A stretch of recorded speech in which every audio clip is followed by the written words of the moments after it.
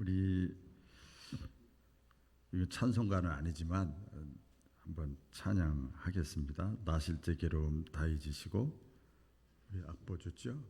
악보 한번 올려주세요.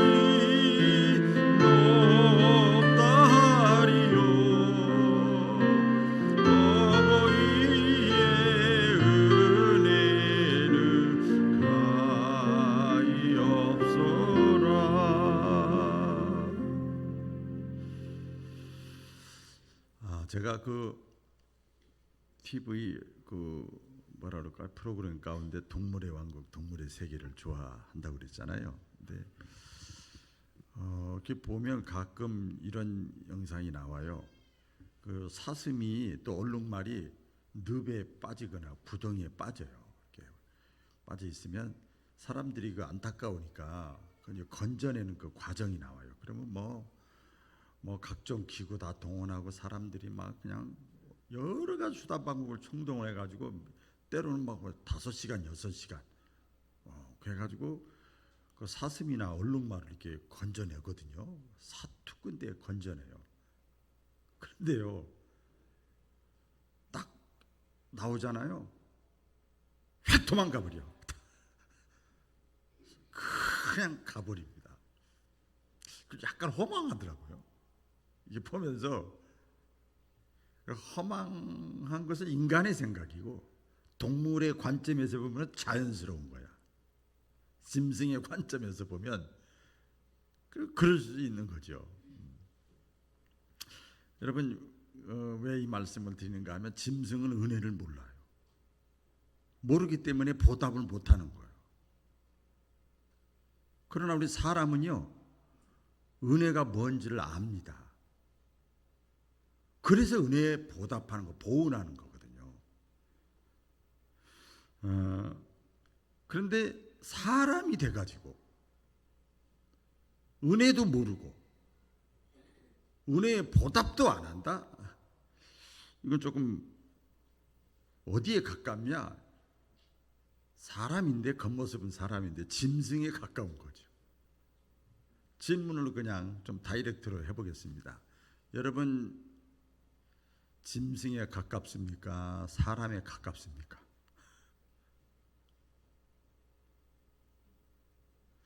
제가 이런 말을 안 하려고 그랬는데 사실은 이것은 여기서 기도하다가 또 마음에 감동이 확 와가지고 전혀 말씀 준비에는 이거 안 했는데 내가 짐승에 가까운가 사람에 가까운가.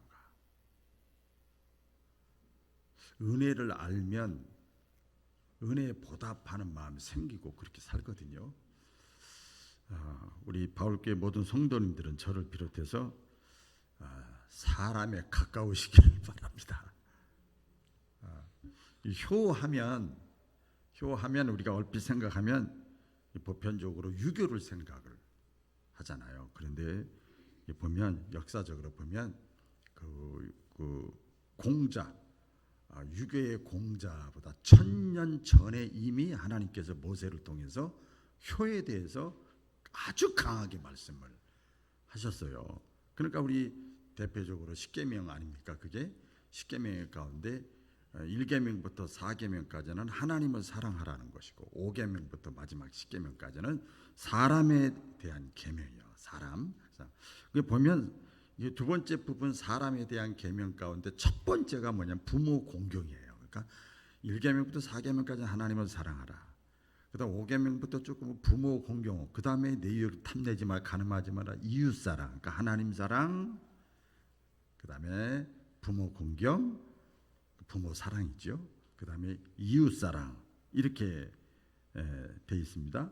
그래서 신앙생활의 순서가 딱 나와요. 딱 나오잖아요. 뭐 하나님이 얼마나 완전하신 분인데 순서를 막 뒤죽박죽 하지 않았을 거 아니에요. 정확하게 신앙생활의 우선순위를 어떻게 해야 되느냐. 제일 진짜 신앙은 먼저 하나님을 사랑하는 거야. 그 다음에 부모를 사랑하는 거고, 그 다음에 이웃을 사랑하는 거예요. 1번이 돼야 2번이 되는 거고 2번이 돼야 3번이 되는 겁니다. 그런 이 순서가 대단히 중요합니다. 만약 순서가 바뀌면은 신앙생활이 어떻게 될까 봤더니 교회 나와서 신앙생활을 한다고 말하는 신앙생활인데 인본주의가 되는 거예요. 사람 중심이고 하나님 중심이야. 하나님은 둘째, 세 번째가 되는 거예요. 차선이 되는 거예요. 하나님이 원하지 않는 거죠. 특별히 이게 부모를 공경한 다른 그 십계명 가운데 보면 부모를 공경하는 그 계명에는 다른 계명에는 없는 특별한 약속이 주어졌어요. 약속 그게 뭐예요? 출애굽기 20장 12절에 보면 내 부모를 공경하라. 그리하면 내 하나님 여호와가 내게 준 땅에서 내 생명이 길리라. 자식이 부모를 공경하고 효도하고 하는 건 당연한 건데도 뭐 이치에 맞는 것이고 마땅한 일인데도 하나님 거기다가 복을 주시겠다고 그랬어요. 어렵고 힘든 걸 하면 야 이게 복을 준다고 그렇게 되는데 이거 당연한 거 하는데도 하나님은 복을 주시겠다고 말씀을 했습니다. 여러분 정상적인 사람이라면 돈이 된다는데 수입이 된다는데 복 받는다는데 기를 쓰고 해야 되는 거 아닙니까? 여러분이 기를 쓰고 직장 다닙니까? 수입이 되니까 돈이 되니까 거기 집중하는 거잖아요. 성경의 말씀 그대로입니다. 내가 정말 복 받기를 원하는, 복이라는 건 물질의 복뿐만 아니라 모든 게 다 되잖아요. 내가 정말 복 받기를 원하면 부모를 공경하라고 하나님은 말씀을 하셨어요. 부모를 공경하라. 내가 땅에서 잘되고 장수하리라. 이 원뜻에 보니까요, 잘되고 이거 형통하고 장수한다는 건강하고 그 말이에요. 이 건강도 이 원뜻을 보니까 저도 처음 알았어요. 이 목회하고 설교를 이렇게 오래 했는데도 여기는 장수한다는 건 병들어서 질질하면서 그런 장수가 아니고 건강한 장수야. 또 육신의 건강뿐만 아니라 이 영적인 정신적인 건강. 그러니까 육적인 건강, 정신적인 건강, 신앙의 건강 이거 하나님 다 주신다는 거예요. 그렇게 말씀을 했어요. 참 어떻게 보면 하나님이 굉장히 영이니까 영적인 것 같은데 굉장히 실제적이에요. 부모를 공경하는데 하나님께서 육신적인, 정신적인, 영적인 복을 하나님께서 주신다는 거예요. 그러니까 이왕이면 저와 여러분들이 그렇잖아요. 육신적으로도 장수하고 건강하고 잘되고 정신적으로도 잘되고. 왜 아멘 안 하세요? 정신적으로 다 온전해요? 정신적으로도 건강하고 영적으로도 건강하고. 여기 무슨 핑계가 있어요? 나 그지 힘들어서요. 나 부담돼서요. 내가 스타일이 안 맞아서요. 내가 바빠서요. 내 육신이 잘 되고 정신이 잘 되고 영이 잘 된다는데 무슨 핑계가 많아요?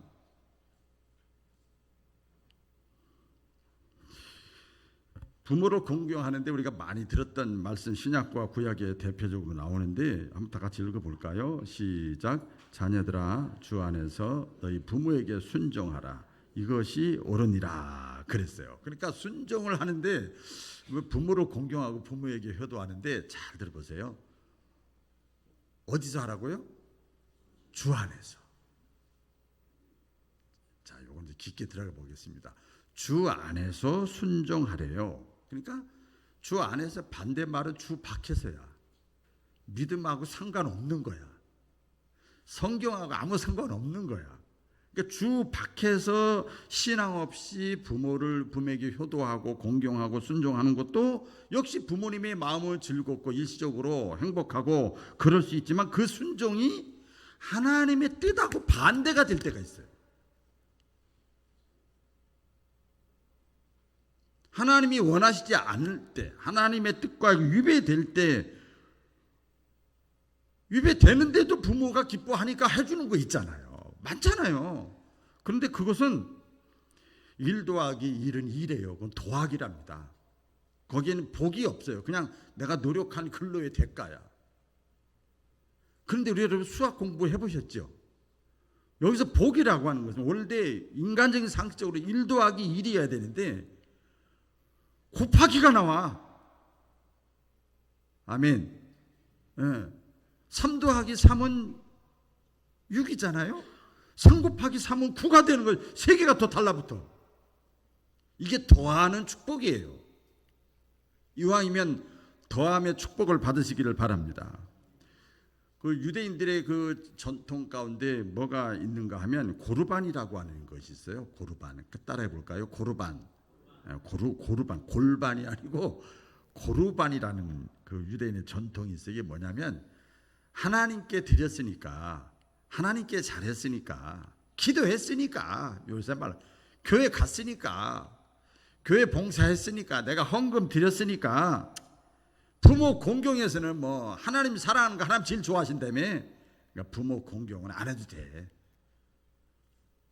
이런 그 전통이 있었어요. 그런데 예수님께서 그걸 강하게 책망하셨어요.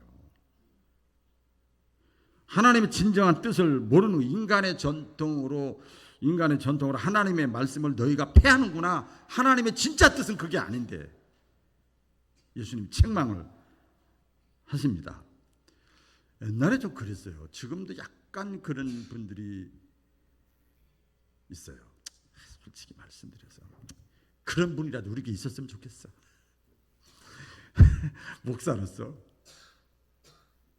하나님께 집중해서 부모님께 좀 그러면 잘못된 거지만 저는 또 그렇게 가르칠 수가 없잖아. 또 성경이 그렇게 말씀하셨으니까 내가 하나님께 헌금했고 하나님께 헌신했고 하나님의 영광 위에 살기 때문에 부모를 등한시한다. 이건 하나님이 원하지 않는 거예요. 여러분 오해하면 안 됩니다. 그런 면에서 보면 우리 신자들이 불신자보다는 더 지혜로워야 되고 더 부지런해야 돼. 아멘. 그렇죠? 더 지혜로워야 되죠. 예수 믿는 것들이 말이야 형제도 모르고 부모도 모른다 그러면 전도의 길이 다 막히잖아요. 오늘 본문 말씀에 보면 하나님이 받으시는 것이 있대요. 딱 한 절인데요. 또 읽어볼까요? 시작. 만일 어떤 과부에게 자녀나 손자들이 있거든 그들로 먼저 자기 집에서 효를 행하게 하여 부모에게 보답하기를 배우게 하라. 이것이 하나님 앞에 받으실 만한 것이니라. 그러니까 효도하는 부모 밑에 효도하는 자녀가 나오는 거예요. 여기 보니까 과부에게 자녀나 손자가 있을 수 있잖아요. 또 아닌 사람도 있을 수 있고 그렇죠. 그런데 그 손주들에게 부모에게 효도하는 것을 보여주고 가르쳐 주래요. 저 이거 보면서 우리 자식들은 과연 그러한가? 또 한 번 좀 이게 적응을 해봤어요. 그랬더니 아니 이게 이제 떨어져 있는 자녀도 있고 금방 있는 자녀도 있는데 보니까 아니 어버이날 이게 다 되고 뭐 이렇게 하면 그 전에는 이게 장가 가기 전에는 아들들이 주더니 장가를 가더니 며느리가 주더라고요. 그래서 그런가 보다. 그런데 며느리들이 또 자식들을 낳더니 이제 직접 안 줍니다. 자기 애들한테 주면서 할아버지 갖다 드려, 할머니 갖다 드려, 건강하세요, 사랑합니다. 다 가르쳐. 그러면 손주들이 와서 사랑합니다. 그게 가르치는 거예요. 참 이게 어떤 면에서 보면 성경 적일 수 있죠. 우리가 주 안에서 효도하시기를 주의 이름으로 축원합니다. 자, 주 안에서 효도하는 게 뭘까? 딱 두 가지만 말씀드리고 빨리 말씀을 마치려고 합니다. 우리 부모님을 예수 믿게 하는 거예요. 예수 믿게 하는 거예요. 우리 어버이날 전후로 해서 뭐 효도 관광도 하고 뭐 교회에서도 하고 뭐 복지관 단체에서도 하고 시에서도 하고 관광주 유원주 뭐막 이렇게 하잖아요. 그러면 뭐 기쁘죠. 분녀회에서도 하고 막 이렇게 뭐 가정의 달이라 돈 나갈 때도 많다고 그러면서 다 해요. 그런데 여러분은 이런 것도 좋지만 가만히 생각을 해보세요. 생각을 해보세요. 부모님을 천국 가게 하는 것이 가장 큰 효도예요.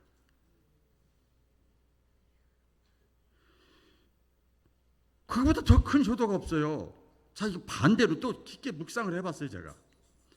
아유, 나 천국에 대해서 별로 감동이 없어요? 자, 생각해봐요.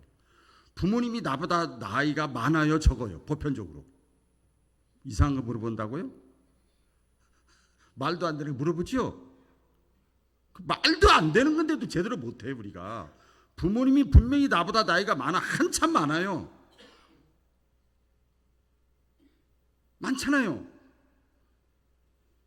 그러면 이게 무슨 뜻이야? 병들고 사고 나지 않는다면 나보다 살 날이 많아요, 적어요?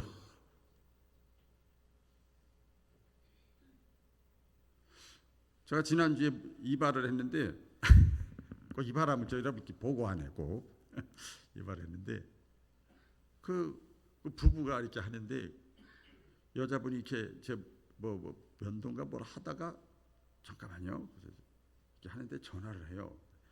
그렇게 하자야, 그렇게 하자야, 그렇게 해요. 그렇게 이제 어버이날 부모님께 뭐 해드릴 건가 그런 얘기를 하더라고요. 막 들어보니까 그래. 그래서 야, 살면 얼마나 사냐야. 그래, 그렇게 하자. 부담돼도 그렇게 하자. 그래. 뭔가 그랬더니 소고기 한우를 이렇게 해가지고 택배로 보내는 거예요. 이제 그 얘기를 자기 여동생하고, 여동생도 시집간 사람이에요. 다 나이가 든 사람이죠.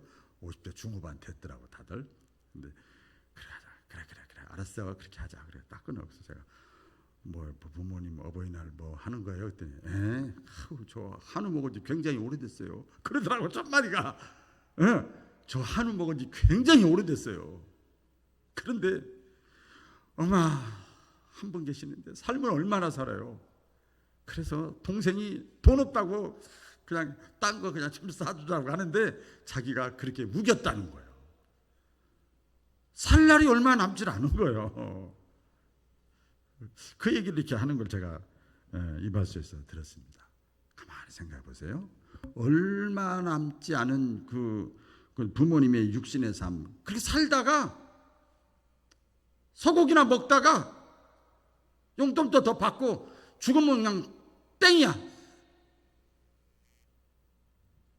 이건 아니죠. 그렇게 육신적으로 살다가 앞으로 10년, 20년 살다가 그래 끝내세요. 나 그걸 통칠게요. 이거나 마찬가지야. 알고 보면 우리 신앙의 관점에서 보면요. 어머니가 아버지가 지옥 가든지 천국 가든지 나 신경 안 쓰겠다는 거야.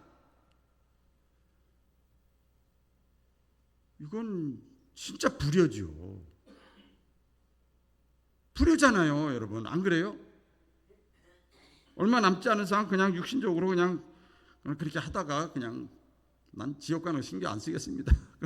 이거는 효도하는 게 아니라 불효하는 거예요.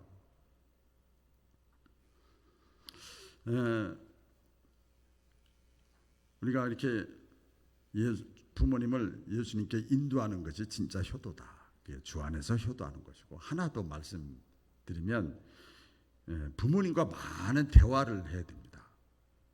여기 자녀된 분도 계시고 뭐 가능하신 분도 있고 불가능한 분도 계시겠지만 부모님과 대화라는 잠언서에 나오죠. 또 읽어볼까요? 시작. 너를 낳은 아비에게 청종하고 내 늙은 어미를 경히 여기지 말지니라. 또 내 부모를 즐겁게 하며 너 낳은 어미를 기쁘게 하라. 청종, 귀담아 듣는 거예요. 말 같지도 않은 소리를 어머니 아버지가 한단 말이에요. 이따 자세하게 소개하겠는데 수준에 안 맞고 스타일에 안 맞고 시대도 분별 못하고 아주 구닥다리 얘기를 해. 그래도 청종하여 들으라는 거야. 제가 코칭을 공부했잖아요. 여기 보면 우리 몇 년 전에 코칭을 했는데 코칭을 하기 전에 그 재창을 하잖아요. 상대방의 말은 무엇이든지 귀하다. 말 같지 않는 소리를 해도 이렇게 해주라 이거야. 이 부모의 말을 들어준다는 게 청정이 바로 그런 거예요. 근데 부모를 그러면 즐겁게 해주고 내 부모를 기쁘게 하라. 대화 없이 어떻게 기쁘게 합니까? 저도 이제 아비의 입장이 이제 돼 보니까요, 그렇더라고요. 제가 가만히 생각을 해봤어요. 성경 말씀이 과연 그러한가? 가만히 저도 생각해 보니까요, 아들이나 며느리들이 그냥 살갑게 또 부담 안 갖고 자꾸 대화하고 말 붙이고 전화하고 또 있어도 그냥 각자 스마트폰 보고 그러지 않고 대화하는 거, 아무 얘기나 상관없어. 주제는 상관이 없어. 아무 상관없어. 그냥 말을 많이 하면은요 그냥 행복하더라고요. 그냥. 여러분 어떻습니까? 제가 그걸 느꼈어요. 좋더라고요. 그냥 좋아. 그냥 좋아. 대화를 많이 하면 제 간증입니다. 아마 여러분도 아마 그러리라 생각을 합니다. 이 부모님께 효도하는 것은 성경에 보면 부탁형이 아니고 명령형이에요. 명령은요 내 마음에 들고 기분이고 뭐 상관없어. 그대로 내 기분과 환경과 감정과 상관없이 그대로 하는 거예요. 그대로 내 부모님의 형편과 상황에 맞게 하는 거예요. 제가 뭐 하나 읽어드리겠습니다. 어린이는, 오늘 과부에 대해서 나오면, 어린이는 젊은이가 되고 젊은이는 늙은이가 된다. 그리고 결혼한 사람들은 언젠가는 결국 과부 아니면 호라비가 될 것이다. 세상에 그 어떤 사람도 그 부모에게 은혜를 입지 않은 사람은 없다. 은혜를 받는 것도 중요하지만 더 중요한 것은 은혜를 아는 것과 그 은혜를 감사하면서 보답하는 것이 가장 중요하다. 어떤 분이 칼럼에 썼더라고요. 그런데 오늘 성경에 보니까 부모를 공경하는 것은 하나님이 받으신대요. 하나님이 받으신다는 것은 하나님이 가장 기뻐하는 거래요. 그래서 오늘은 설교를 길게 안 하겠습니다. 우리 어떤 분이 글을 썼는데 너무 공감이 돼서 어버이 주일이기 때문에 한번 제가 소개하고 마치겠습니다. 부모님을 기쁘시게 해드릴 수 있는 10가지 방법이 있대요. 방법. 첫째, 오늘 아까 말씀드린 겁니다. 대화를 많이 해라. 대화를 많이 해라. 부모들이 연세가 많고 노인이다 보니 얘기거리가 잘 맞질 않는다. 수준이 안 맞는다. 그러나 부모님들과 대화를 많이 해야 된다. 두 번째, 적절한 일감을 드려라. 뒷방에만 가만히 앉아 계시게 하지 말고 적절한 일감 아무거나 드리라니까. 아무거나. 세 번째, 취미 생활을 할 수 있는 기회를 드려라. 네 번째, 여행할 수 있는 기회를 드려라. 다섯 번째, 부모님의 연세 많은 것을 이해하려고 노력해라. 이거 무슨 말씀인가 하면 연세가 많으면 뭐가 심해지니까 뭐 깜빡깜빡을 잘해요. 깜빡이. 건망증이 심해요. 그러니까 말이 좀 부딪히고 안 되지요. 솔직하게 고백을 할게요. 아니, 엊그저께 뭐 하다가 제가 딴 걸 신경 쓰다가 말을 재차 물어봤더니 한 놈이 그러는 거예요. 제가 말을 하면 무슨 생각하고 있는 거예요? 무슨 생각?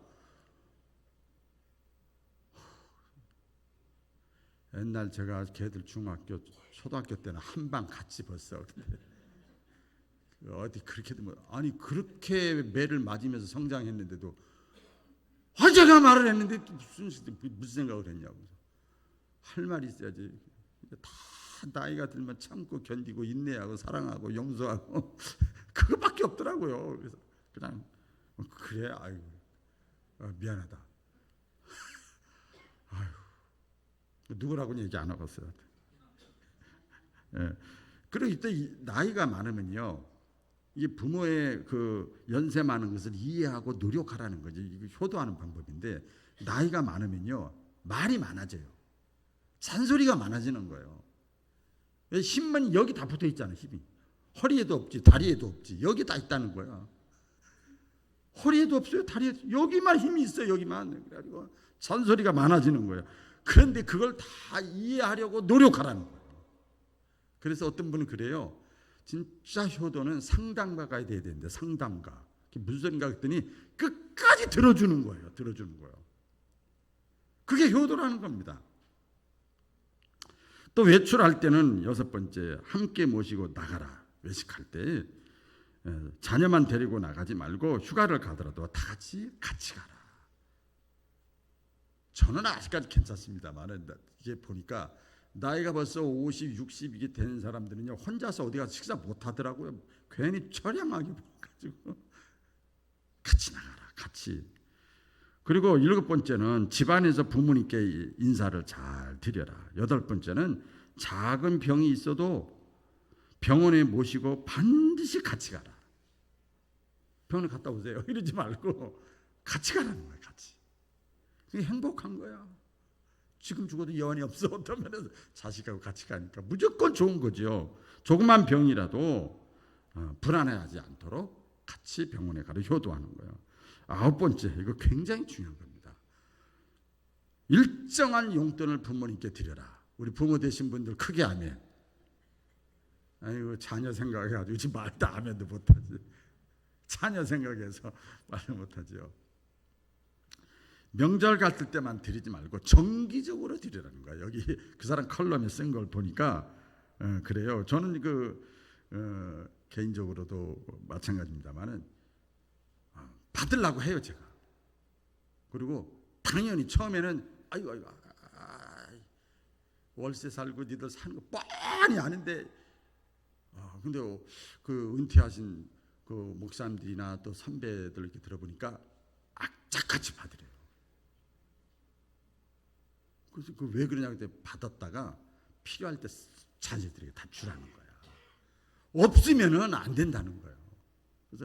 그래서 어쨌든 간에 다시 받는 거 받아가지고, 그래서 부모 노릇을 이렇게 하라는 거예요. 그러니까 자녀들이 결국은 전부 자기들한테 돌아가는 거야. 알고 보면. 그래서 부모에게 일정하게 용돈을 드려라. 마지막 오늘 말씀의 핵심 포인트입니다. 부모님을 천국 가게 해라. 할렐루야. 가장 후회할 때가 바로 그겁니다. 장례식 터졌을 때 보면요, 부끄러워서 말도 못해. 자녀가 부모님이 안 믿으면 이러지도 못하고 저러지도 못하고, 성도도 아니야, 씨. 그러니까 교인들도 민망하고 모두가 다 민망한 거예요. 그건 육신적인 거지만 여러분, 우리 부모님이 진짜 나와 함께 같이 있고 싶으면 부모님을 예수님께 인도하는 거예요. 우리 부모 공경에 대해서 하나님께서 아주 극단적인 말씀을 하셨습니다. 같이 한번 읽어볼까요? 첫 번째로는 아주 무섭게 경고하셨어요. 시작. 자기의 아버지나 어머니를 저주하는 자는 반드시 죽일지니라. 불효하는 자는 죽일지니라. 반면에 반대예요. 너무 좋은 말씀이에요. 또 읽겠습니다. 시작. 자녀들아, 주 안에서 너희 부모에게 순종하라. 이것이 옳으니라. 내 아버지와 어머니를 공경하라. 이것은 약속 있는 첫 계명이니 이로써 내가 잘되고 땅에서 장수하리라. 1번 되지 마시고 2번이 되시기를 주의 이름으로 축원합니다. 기도하겠습니다.